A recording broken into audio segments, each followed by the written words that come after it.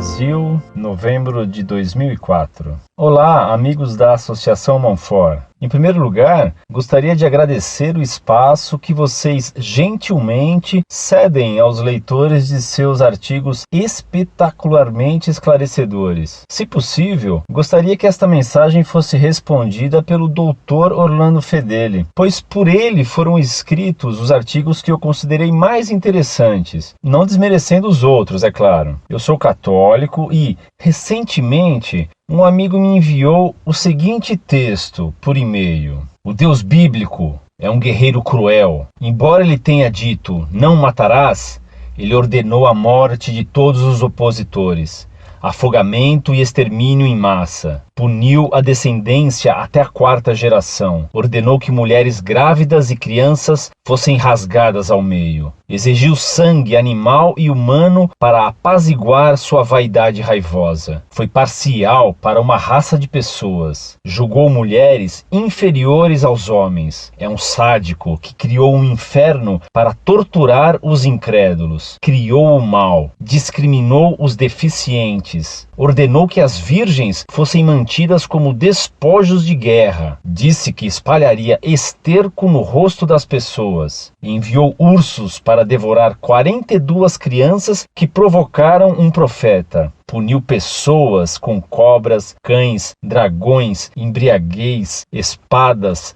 flechas, machados, fogo, fome e infanticídio, e disse que os pais deveriam comer seus filhos. Isso é bom? Você gostaria de morar ao lado de uma pessoa assim? O mesmo amigo também me enviou um outro texto que dizia, abre aspas, você descobre, ao olhar ao redor do mundo, que cada pedacinho do progresso humano sobre o sentimento humano, cada melhoria na lei criminal, cada passo em direção à diminuição da guerra, cada passo em direção a um melhor tratamento das raças de cor, ou cada mitigação da escravidão, todo progresso moral que houve no mundo tem sido constantemente combatido pelas igrejas organizadas do mundo. Digo deliberadamente que a religião cristã, conforme organizada em suas igrejas, foi e ainda é a principal inimiga do progresso moral no mundo. Fecha aspas. Um amigo meu, ateu, enviou esses artigos para que eu pensasse a respeito da verdade sobre Deus e a Igreja Católica. Obviamente, quem escreveu o texto acima não foi meu amigo, e sim um americano chamado Dan Barker. Li-os com atenção e, me parece,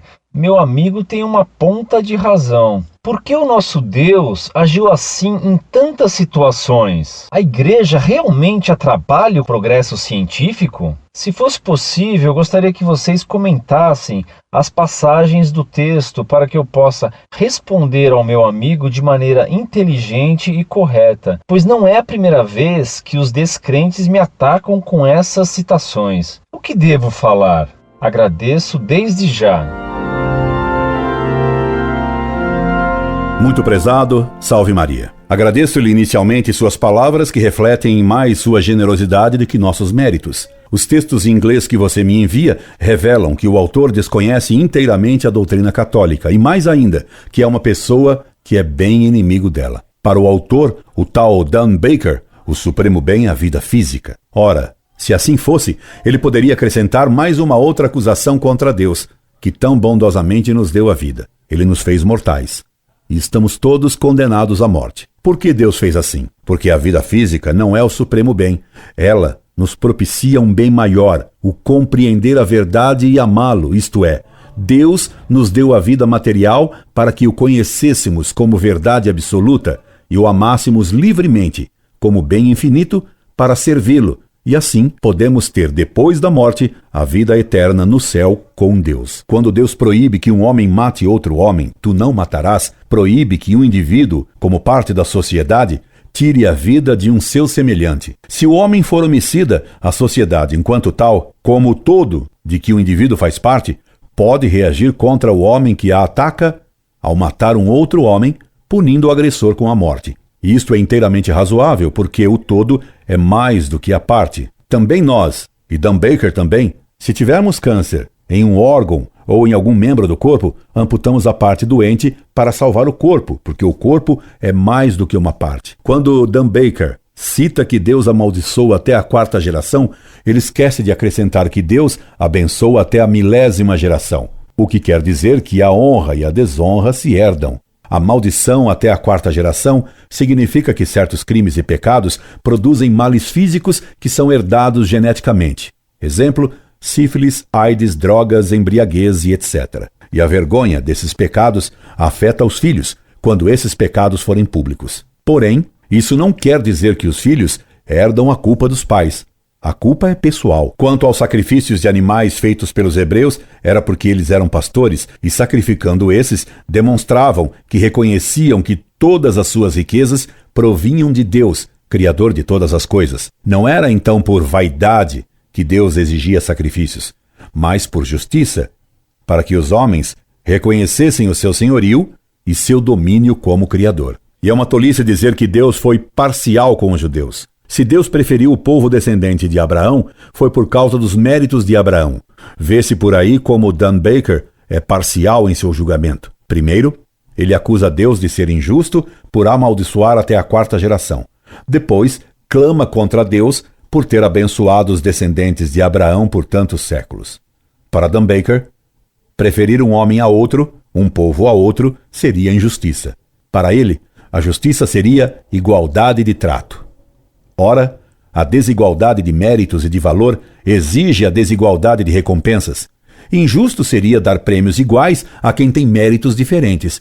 Injusto seria dar castigos iguais a crimes desiguais ou a culpas diferentes. Sobre o bem da desigualdade, peço-lhe que consulte meu trabalho sobre a desigualdade de direitos, desigualdades e igualdade, consideração sobre um mito, que publiquei no site Monfort. Também erra Dan Baker ao dizer que Deus julga a mulher inferior ao homem enquanto ser humano. Prova: o ser humano a quem Deus deu mais graças e dons foi uma mulher, a Virgem Maria. Homens e mulheres são iguais na natureza e, por isso, os direitos naturais são iguais para o homem e para a mulher.